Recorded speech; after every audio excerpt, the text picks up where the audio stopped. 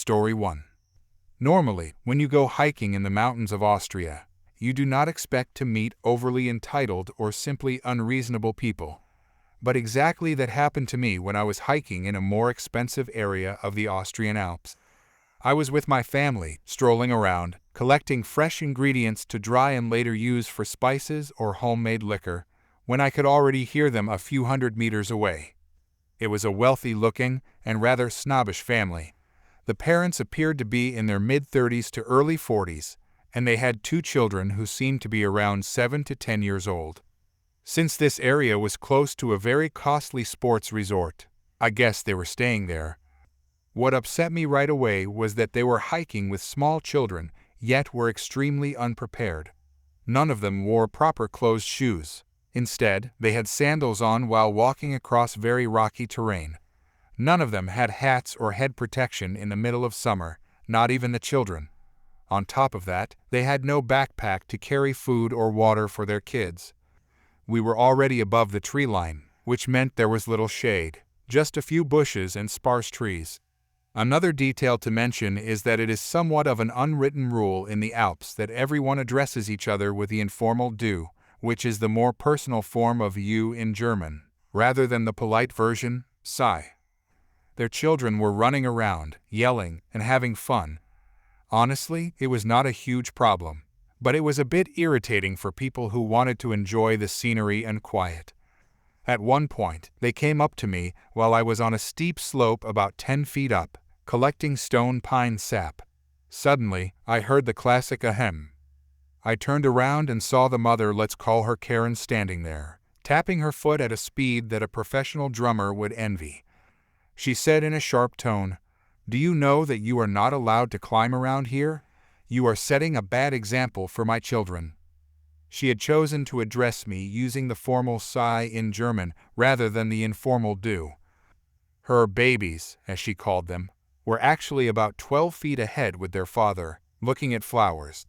I nodded politely and replied, trying my best to soften my strong dialect. "It is fine, I am only a few feet up, and the ground here is quite solid." She snorted and then shouted, "How dare you mock my accent, you rude person?" The word she used was actually a slur for Austrians, especially those who live in or near the mountains. I answered firmly, "I am not copying your accent, and do not call me that word." At that point, I used the informal du with her. She then snapped, "I call you what I want," and repeated the slur again.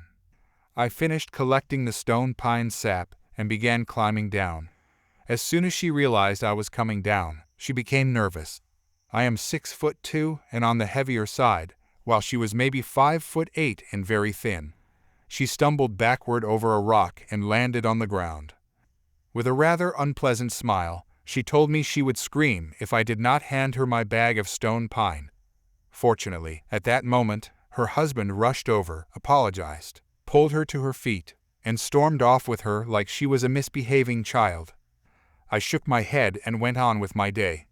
Was that the end of it? No, not at all. My family and I moved on to a higher spot to enjoy a picnic and take in the beautiful view.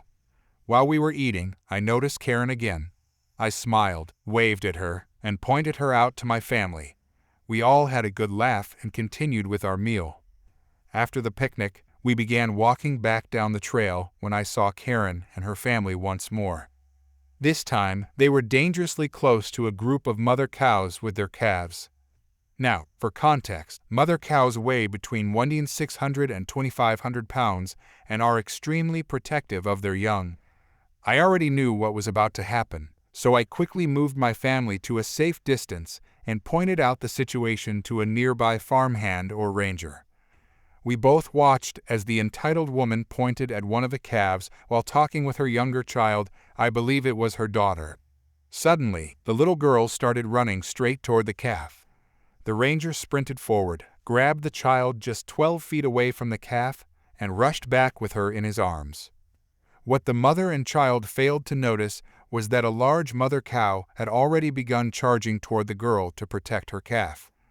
The ranger had stepped in just in time.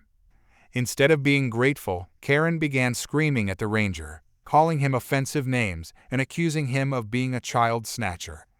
Even her husband looked upset with the ranger for a brief moment, until the ranger firmly shouted back, explained the danger, and then radioed the nearest station to have them picked up. Luckily, there was a dirt road nearby, so they were driven down the hill shortly afterward. As Karen was taken away, I stood near the road, simply smiling and waving at her as she passed by. Unfortunately, that was not the last time I saw her. To my dismay, she and her family were staying in the same hotel as us. At one point, she even tried to have me removed from the hotel, but the owners knew us personally.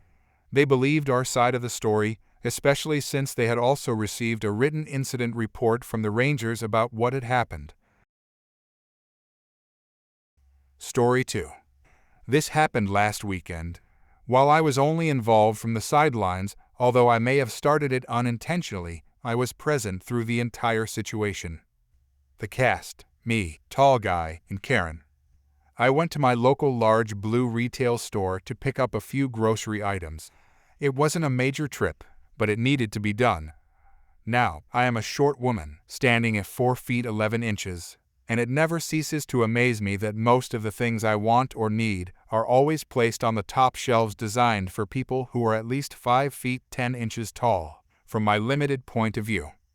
The only way I can reach these items is if I have something long enough to pull them down from the top shelf, or if I attempt to use the shelves like a climbing wall. Considering that I am not exactly lightweight by any stretch of the imagination, I don't try climbing in order to avoid the risk of toppling the shelves. I turned down an aisle and spotted the item I was looking for. It was, of course, on the very top shelf. Since the item was packaged in a glass bottle, trying to rake it down seemed like a disaster waiting to happen.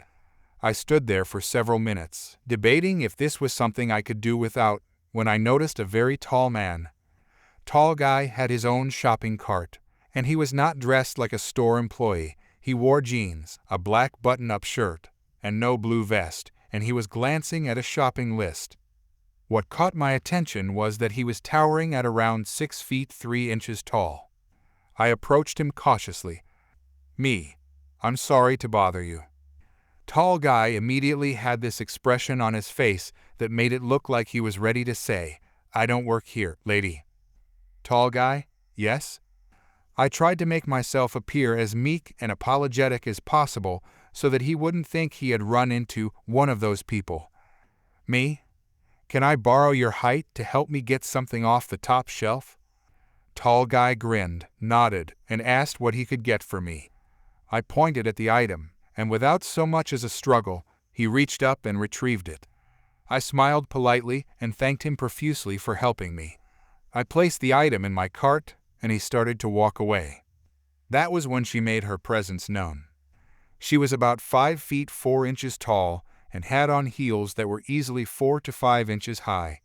She looked to be around 45 years old, had noticeable rolls around her midsection, and wore a sparkly blue dress that was at least 3 sizes too small. The dress was so short that if she took a deep breath, we all would have seen her belly button. She honestly looked more like she was going to a nightclub than grocery shopping at 1:30 in the afternoon. "Karen, now that you are finished with her," she said, looking down at me as if I smelled like a week-old fish, "you can get these for me." Karen attempted to hand tall guy her shopping list, but he put his hands up and backed away slightly. "Tall guy, I don't work here. I was only helping get something." Karen, "Exactly. You helped her, and now you'll help me." I could swear she even batted her eyelashes at him. Tall guy, "No. I helped her, and now I am going to finish my own shopping." Karen rolled her eyes and tried to shove her list at him. "Karen, I'm not silly. Of course, you work here. Why else would you?" Again, she scrunched her face in disgust at me. "Help her."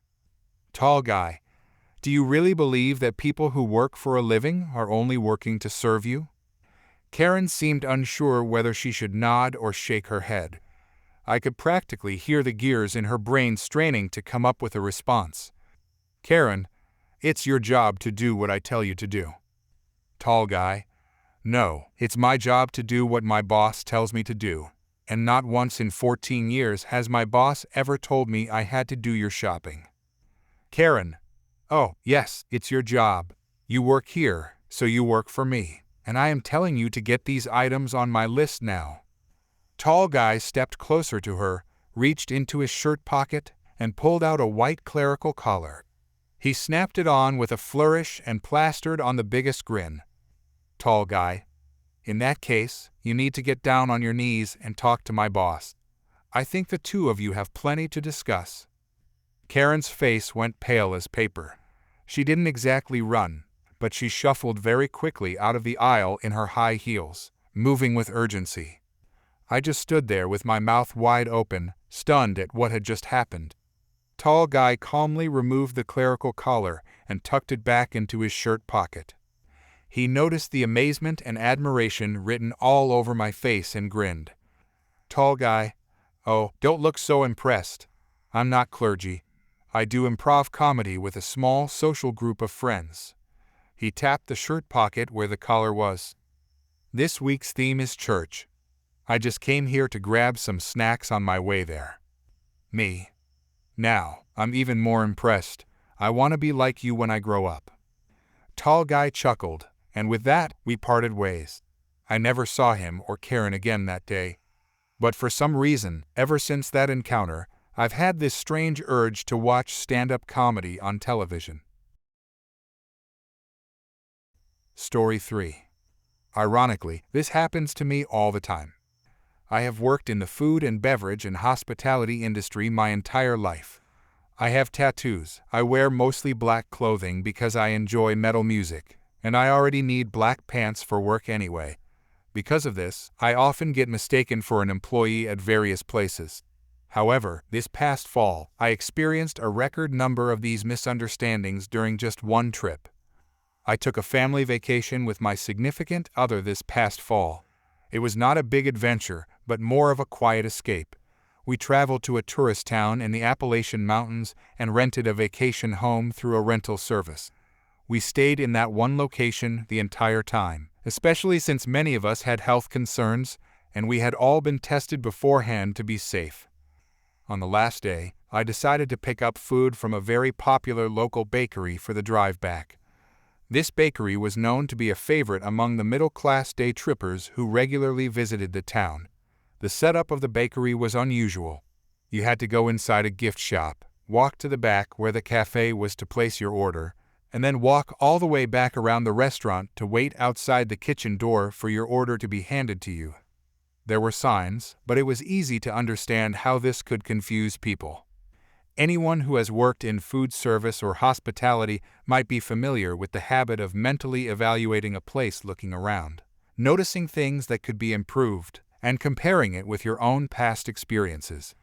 I was in the middle of doing exactly that when the confusion began. The first people approached me to ask where the entrance was, so I pointed them in the direction I had just gone.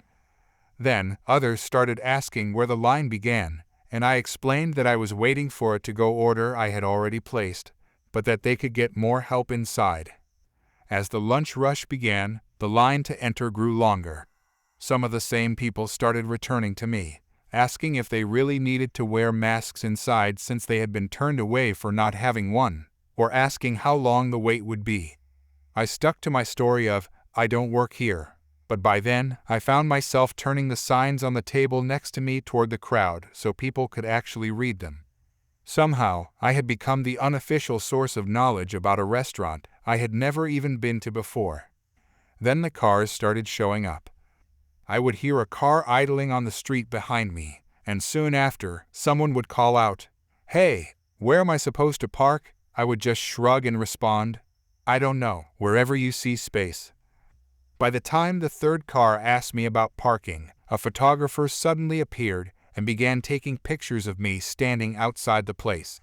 The whole thing felt incredibly surreal. One of the people who had been in a car later returned to complain that there was no parking available. She became upset, saying I was being very rude and that they simply wanted to pick up their to-go order. During her 4-minute rant, I told her twice, "I don't work here, I am a customer." She just stared at me blankly before saying, "Huh?" At that point, I raised my voice and said clearly, "I don't work here. I would call the number on the sign in front of you that says to call for to-go orders." Even after that, 2 more people shouted questions at me from their cars about their orders.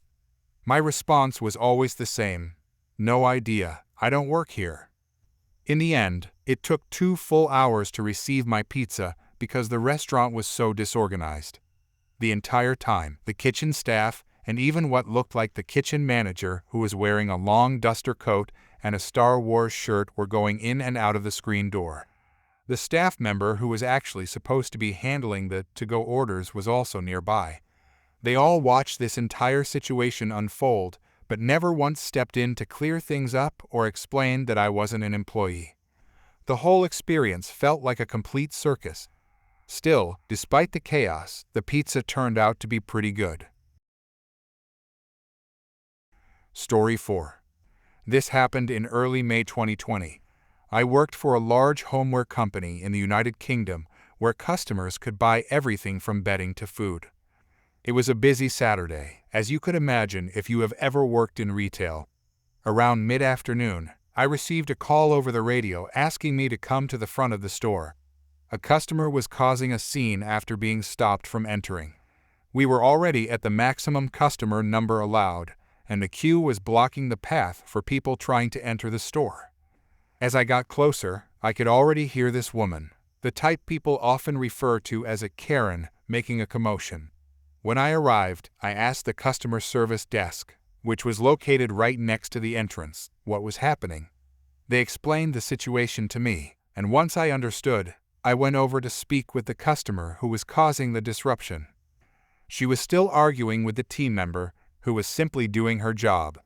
I had to raise my voice just to get her to notice I was standing there. Immediately, she turned her frustration toward me, shouting and demanding that I let her into the store. I refused, as the queue was still blocking the entrance, and we had clear instructions not to allow people in if it was unsafe. At that point, she began calling my team member several rude names, which made the young employee start to cry. She was only 18 years old. That was the breaking point for me. If you ask anyone who knows me, there are very few things that upset me, but seeing one of my team members cry is one of them. I firmly told the woman that she would not be coming into my store and that she needed to step away. That was when she tried to play the race card as a reason I should let her in. When that failed, she then claimed she was a general practitioner and flashed a card at me, insisting it should give her special treatment. I refused to look at it and remained firm that she was not coming inside. On hearing the shouting, the shopping center security guards came over to see what was happening. Once I explained the situation to them, they told the woman she had to leave the area. At that point, she was no longer just refused entry to my store, she was refused access to the entire shopping center. While the security team was trying to get her to leave, a police van happened to drive past on its normal patrol of the area. The officers stopped to check what was going on. After I explained everything, and the guards confirmed that they wanted her removed, the police attempted to persuade her to leave. Yet again, she refused to cooperate. The officers then gave her a clear choice: either leave voluntarily or be arrested. Once again, she attempted to use the same tactics, claiming discrimination and insisting that she should be treated differently because she was a general practitioner. The police were not persuaded. When she still refused to comply, they handcuffed her and placed her under arrest. Other customers waiting in the queue actually cheered as they saw her being escorted away, relieved that the disruption was finally over. Later, I found out what happened next. On her way to the police van, she kicked one of the officers. Because of that, she was charged with assaulting a police officer in addition to a public order offense. This incident also caused her to lose her job as a general practitioner. She even attempted to complain to my company's head office, trying to twist the story by saying she had simply been waiting in line when I unfairly stopped her from entering. I immediately informed the company about the full details, explaining that there was an official police report documenting everything. After reviewing the case, my company confirmed that I had been right to refuse her entry. They also issued her with a banning order, preventing her from shopping at any of our stores in the future. My young team member and her family later told me how grateful they were that I had been on shift that day. They knew I would not let anyone upset or mistreat my team without standing up for them. Story 5. This happened about 7 to 8 years ago. It did not happen to me personally. The man who carried it out has since passed away. The business is now closed, and there is no one alive who could be pursued over it. I do not know exactly where the business was located, so please do not ask because I will not know. There was a man I used to run into at a local shop for hobbyists and enthusiasts. We would always arrive about half an hour before opening time on the second Saturday of every month to stand in line and chat with other enthusiasts while we waited for the doors to open. We got along well. Even though we never spent time together outside of this monthly activity, and I did not even have his phone number, I considered him a friend. For the sake of this story, I will call him Tony. Tony owned a business in a rough neighborhood of Chicago, and he once told me a story about how he took revenge on the city when their lack of effort, or at the very least, poor policies crippled his business, or at least made it nearly impossible to operate for a week or two. Someone had stolen a semi-truck, detached the tractor, and left the trailer parked directly in front of his business. This trailer from an 18-wheeler was completely blocking his only entrance. Tony's business was related to distribution and relied heavily on smaller trucks moving in and out of the shop. With that giant trailer in the way, nothing could get through. Tony called the police. They came out, placed a sticker on the trailer notifying the owner to move it, and told him there was nothing more they could do. Tony asked if they could at least move it forward about 30 feet to unblock the entrance. The officers claimed they could not touch it because it had not yet been reported stolen, and technically it was not parked illegally. Tony pointed directly to his driveway and asked, "Isn't that illegally parked? It's blocking a driveway." The officers, displaying what he saw as the typical laziness of Chicago law enforcement, told him that he could pay someone to move it, but that they themselves could not take any action. They then left. 2 hours later, Tony noticed flashing lights outside and rushed out to see what was happening. A police squad car was investigating the trailer. Tony began asking all sorts of questions, and one of the officers told him, "I think this was reported stolen." The officer then placed a large yellow sticker on it stating that it must be moved or it would eventually be towed.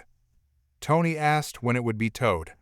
The officer told him the owner had 30 days. And if it was not moved within that period, the city would pick it up. He then added, "But chances are it will get lost in the system, so it'll probably never move." The officer advised Tony to pay to have it moved or removed himself. Tony was very frustrated, but still held on to hope that since it had been reported stolen, the rightful owner might soon come retrieve it. The following morning, however, he arrived to find homeless people living inside it. When I say living, I mean it had essentially turned into a rundown shelter. He feared it was only a matter of time before something terrible happened there, and if it became a crime scene, he knew from experience how slowly the Chicago Police Department handled such matters. That would mean his business could be shut down for months or even years. Tony eventually broke down and called a towing company to remove the trailer. They refused to touch it unless he could prove he was the owner. He even offered to pay in cash with no questions asked, but they wanted $1,500. He refused. He called other towing services, and they either wanted to charge him the same outrageous amount or simply did not want to get involved. Tony later explained that the hardest part was trying to come up with a believable story. If he claimed to be the owner, it would not make sense why he had no truck to move the trailer himself. Even if his truck had broken down, the tow truck that moved it would have had to move the trailer first. It simply did not add up. This meant that the only towing companies with the equipment to handle the situation would not take the job unless they could charge a high price, and Tony refused to be taken advantage of. He even admitted that he would have paid $500, but not the $1,000 or $1,500 that others demanded. As a side note, Tony once said that if he had slipped a police officer about $500, The officer could have easily made the trailer disappear almost immediately. He believed this strongly because, during that time and in that neighborhood, bribery was not uncommon among Chicago police officers. Frustrated, Tony kept calling the police. They told him that the mayor had issued an order stating that homeless individuals could not be moved if they were not on major thoroughfares. Because of that, the officers claimed they could not touch the people inside the trailer. The detail that finally broke Tony came when code enforcement officers showed up. They began writing him a ticket because the trailer was blocking a fire hydrant. Even after he explained that it was not his trailer, they told him it was still his responsibility to maintain access to the parkway. This is a real rule in Chicago. Property owners do not actually own the space from the street to the sidewalk. The city does. However, property owners are still required to maintain that area by cutting the grass, shoveling the snow, and keeping it clear. This rule is also enforced in many Chicago suburbs. So, Tony ended up with a fine and was told by the officers that he had to pay to remove the trailer. He could not remove it because he was not the owner. The police would not help, the city would not help, and the towing companies would not help unless they were charging unreasonable fees. I am not sure, but Tony believed it was a daily fine for every day the trailer was not removed. He later said that he fought it, but I do not know whether he ultimately owed anything or if it was thrown out completely. Unfortunately, Tony is no longer alive. His family members are gone as well, and his only surviving son is ill and knows nothing about these events, so there is no one left to ask for details. After receiving that frustrating fine and spending a week running his business in reverse because he could not use his overhead door, Tony finally decided that he had no other option. He was not going to pay the inflated towing fees either. He came up with a plan. He ordered food from Popeye's Chicken and set up a lunch buffet outside for his workers. The homeless individuals living inside the trailer saw what was happening. Tony told them, "If you gather your belongings and get out of the truck, you can eat too." They packed up their things and walked over to enjoy the free meal. While they were distracted, Tony quickly closed and locked the trailer. That night, Tony carried out his plan. He went out to the trailer, threw a pile of garbage and paper inside, doused it with gasoline, and tossed in a match. The trailer caught fire and burned for a good while. Once it was fully ablaze, Tony called the fire department. The fire department arrived, put out the flames, and by the next day, they sent a large wrecker to remove what was left of the trailer. The aftermath was messy. The intense heat had caused charring on Tony's 30-year-old broken sign, left black burn marks on the building, cracked the front windows, and left the parkway looking terrible. When Tony told the story later, he admitted that he had not believed the heat from the fire would be strong enough to damage his building, since the flames were inside the trailer. I can still remember the look of surprise on his face when he recalled how wrong he had been. It was clear he truly had no idea what would happen. After the fire, Tony contacted the city, filled out the necessary paperwork, and the outcome was something he never expected. His business ended up with a brand new sign, new windows, the front of the building sandblasted clean, and the entire parkway area in front of his shop refurbished. The city provided a fresh pressure wash, planted new trees, replaced the grass, and even put in a new curb and gutter. According to Tony, the city covered all of the expenses. He kept repeating, "I asked the police to move it. If they had moved it, it wouldn't have damaged my building." Apparently, his insurance company never even had to get involved. Story 6. This happened a few years ago. My family and I were eating out at a restaurant, and we were simply amused onlookers and weren't involved in the whole incident.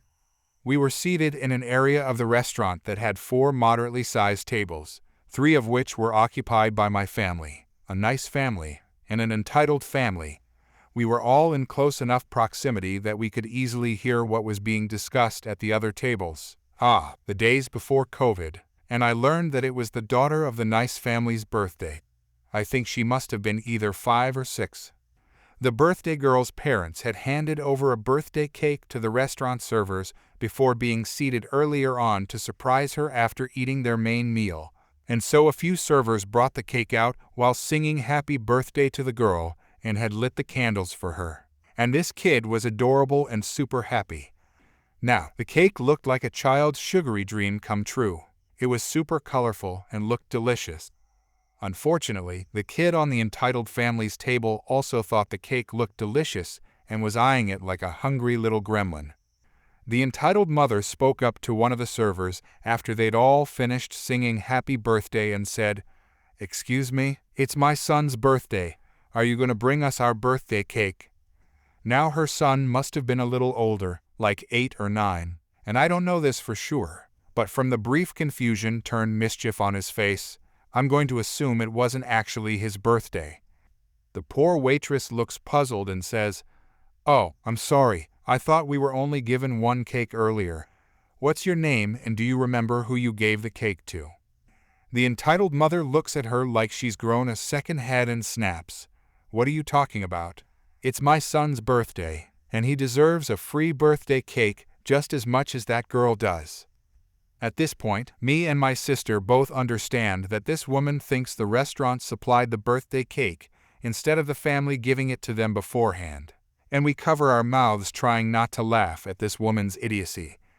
The waitress catches on too, and continues to explain politely that the entitled mother has misunderstood the happy birthday celebration that the servers gave the girl on the other table, and this entitled mother looks super pissed off, probably realizing that she's made herself look like a right idiot. "Well, my son should get a free dessert anyway. It's his birthday." Entitled mother tries to avoid embarrassment by dialing up her entitlement. "I'm sorry, ma'am, but we don't offer free desserts here for any reason." The waitress responds, "I know full well that in actual fact, the servers sometimes give out very small free desserts on occasion, usually on birthdays, but only when the family are being kind and appreciative, because my youngest sister once received one. I'm talking like one scoop in a little bowl with some sprinkles and some whipped cream, but hey, free dessert." But obviously I was gonna remain quiet and keep watching this lady embarrass herself. And embarrass herself she did. She started kicking up more of a fuss and throwing a tantrum, and even encouraged her son to make a fuss too. The dad on their table looked like he was thinking about filing for divorce, but otherwise remained silent instead of telling his wife to shut up. Eventually the manager was summoned, and this entitled woman proceeded to shout some more until she was told that if she didn't stop shouting, she would be asked to leave. At this point she had ordered food, but hadn't received it yet, and thankfully she shut up. She kept muttering under her breath about how she was going to leave a bad review, and even had the gall to ask the nice family for some slices of the little girl's cake. Obviously they said no, especially after seeing how they had treated that poor waitress, and it was super satisfying to see the entitled mother get shot down again.